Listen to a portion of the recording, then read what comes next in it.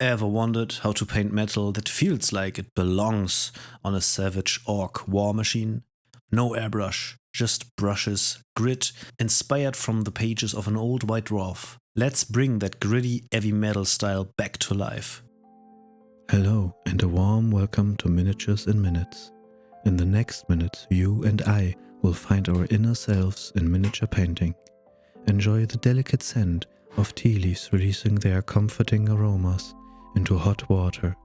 Feel the grain of time gently slipping away one by one, and join us in spreading colors on the miniature.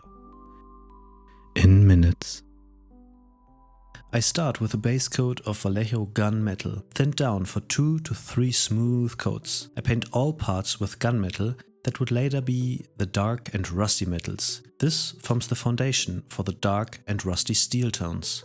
For the brass, I mix scale metal Victorian brass with Rhinox hides in a ratio of 1:1. It gives a rich, dark and matte base. 2 thin coats are enough, as the mix covers well.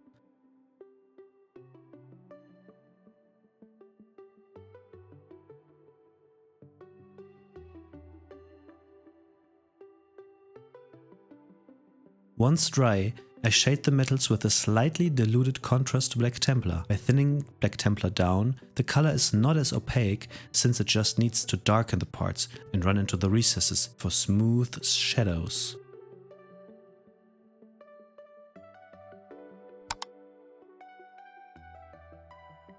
It's time to start the rust. I use heavy diluted Rhinox hide as a wash and let that sink into all the recesses and edges like nails.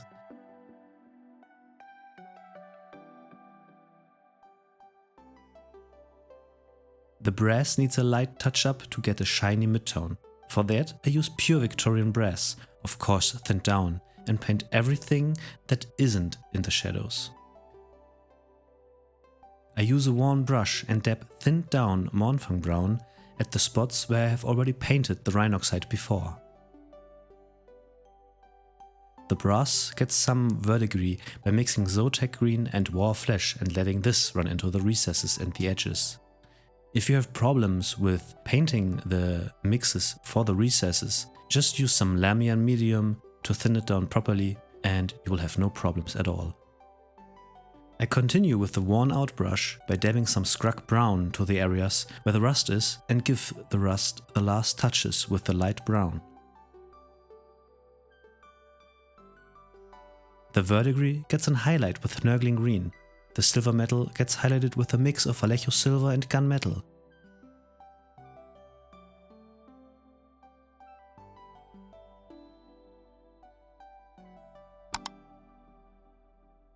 I highlight the brass with a mix of Victorian brass and Vallejo silver.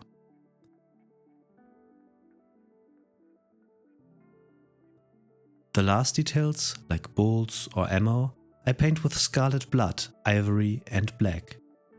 These last small details are really giving the miniature a good last touch. The combination of warm brass and cool silver distinguish clearly the different types of metal, and by painting the metals darker than the rest of the miniature, I don't take the focus away from the skin and push some contrast onto the miniature.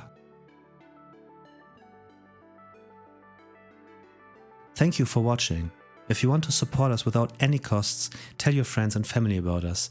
Follow us and like this video. You like this video? Then watch me paint the orc skin next. Have fun!